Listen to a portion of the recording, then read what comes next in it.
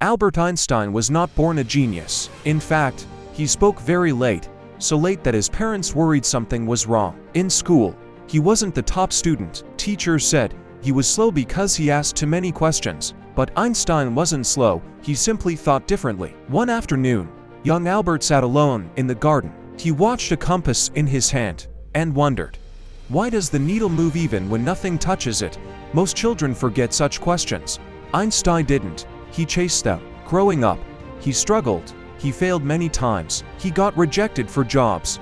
No one wanted to hire him. He worked in a dull office, stamping papers. But every night, his mind traveled through the universe. Then one day, a simple thought hit him. What would the world look like if I could ride on a beam of light? That question changed history. He wrote papers that shook the foundations of science. He discovered that time is not fixed, that energy and mass are connected. And he gave the world a formula that changed everything. Equals mc. But the secret to Einstein's greatness wasn't his brain. It was his curiosity, his courage to think differently, his refusal to stop asking why. Near the end of his life, someone asked him, "What makes you smarter than others?"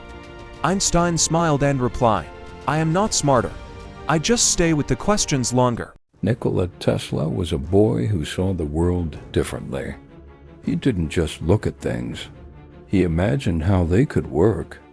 When other children played, Tesla studied.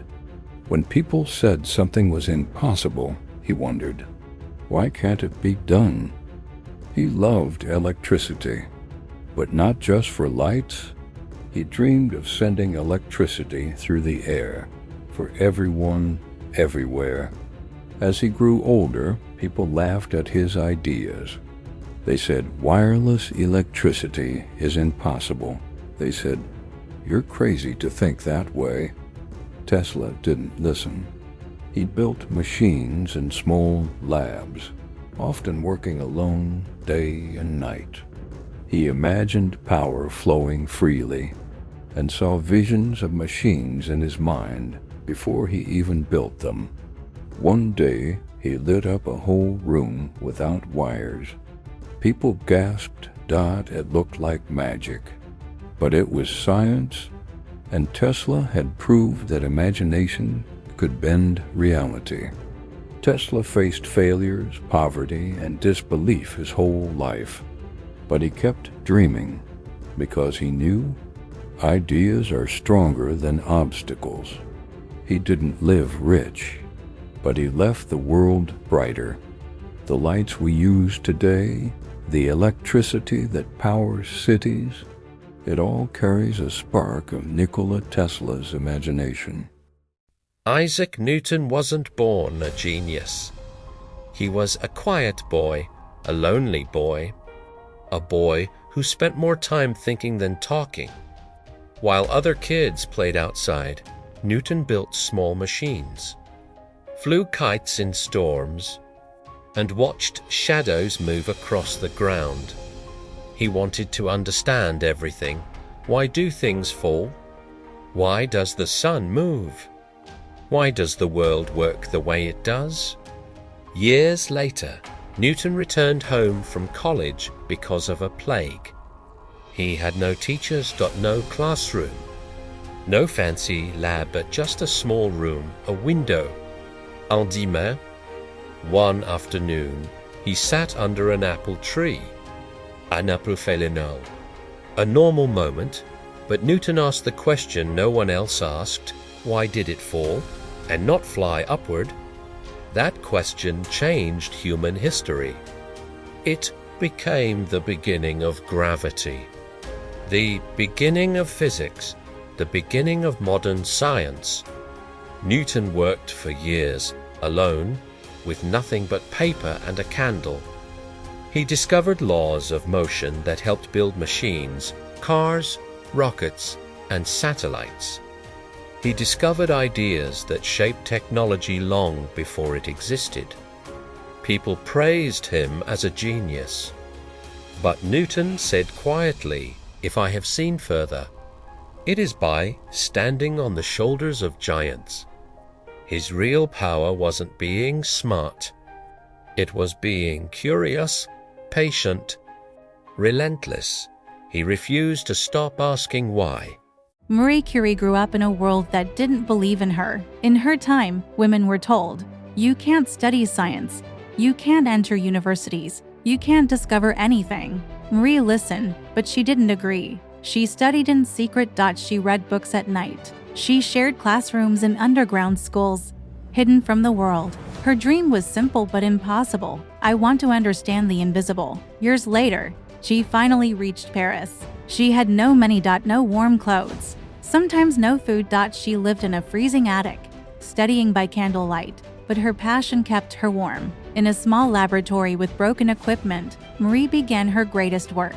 She discovered something inside rocks, something glowing, powerful, unseen. She called it radiation. People laughed. Scientists doubted her, but Marie didn't stop. She worked for hours, days, years, until her hands were scared and her body grew weaker from the very thing she discovered. But her discoveries changed the world. She found polonium. She found radium. She opened a new door in science, a door to medical X-rays, cancer treatments, and nuclear understanding. Marie Curie became the first woman to win a Nobel Prize. Then she became the first person in history to win two. Not man, not woman, person. Her strength wasn't in her body. It was in her belief. We must believe we are gifted for something, and this thing must be attained. Stephen Hawking was an ordinary boy with an extraordinary curiosity. He loved to ask big questions. How did the universe begin? What is space? What is time? He wasn't the best student in school. His teachers thought he was slow. But Stephen wasn't slow. He just thought differently, deeply, boldly. When he reached university, something terrible happened. His body began to weaken. His hands shook. His legs stopped supporting him. Doctors gave him a name for it, a rare disease that destroys the muscles. They said he had only 2 years to live. 2 years. For a young man who dreamed of exploring the universe, it felt like the universe was collapsing on him. But Stephen made a decision that changed everything. He said, "My body may fail, but my mind will not." He returned to his studies with more fire than ever. He couldn't walk. He couldn't write. Soon, he couldn't speak. But he continued to think. He continued to imagine. He continued to explore the mysteries of creation.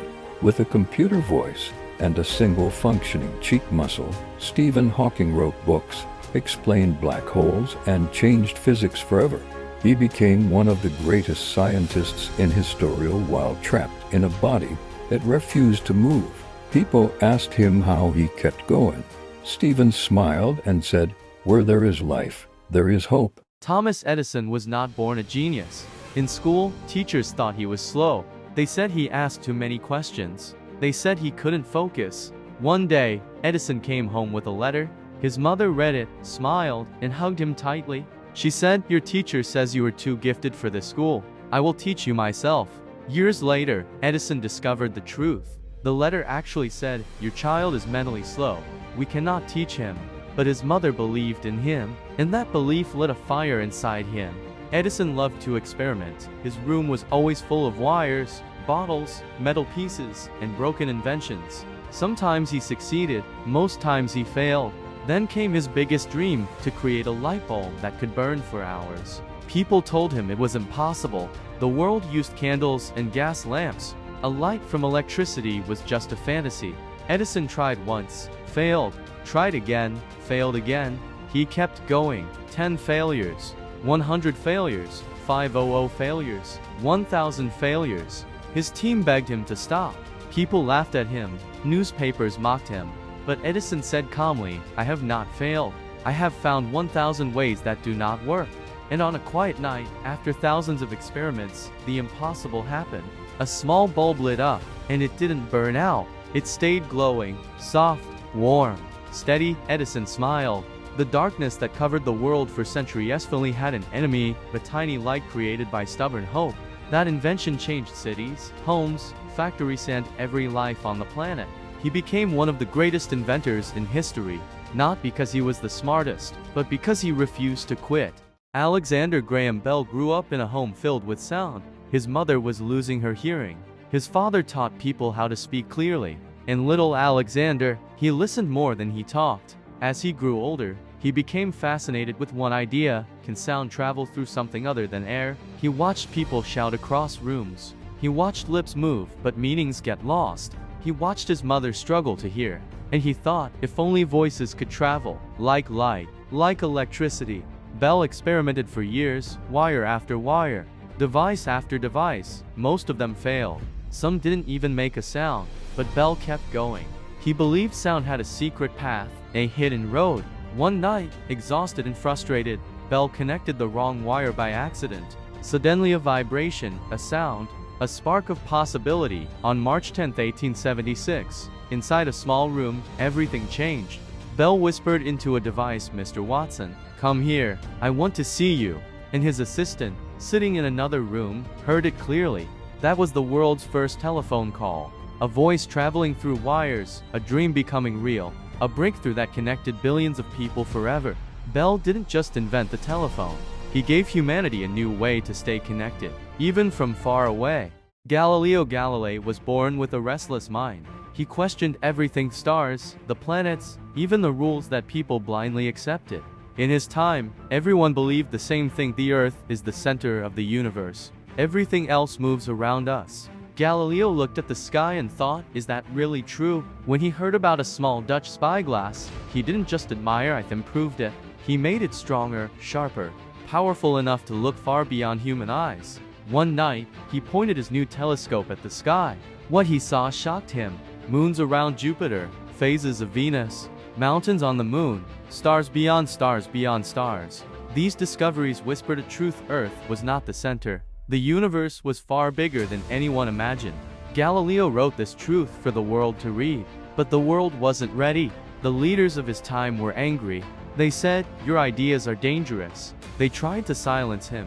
They forced him to stay in his house. They banned his research. But Galileo didn't stop thinking.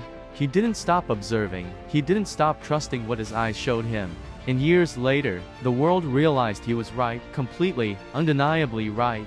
Galileo became known as the father of modern science, not because he had answers, but because he dared to ask the questions others were afraid of.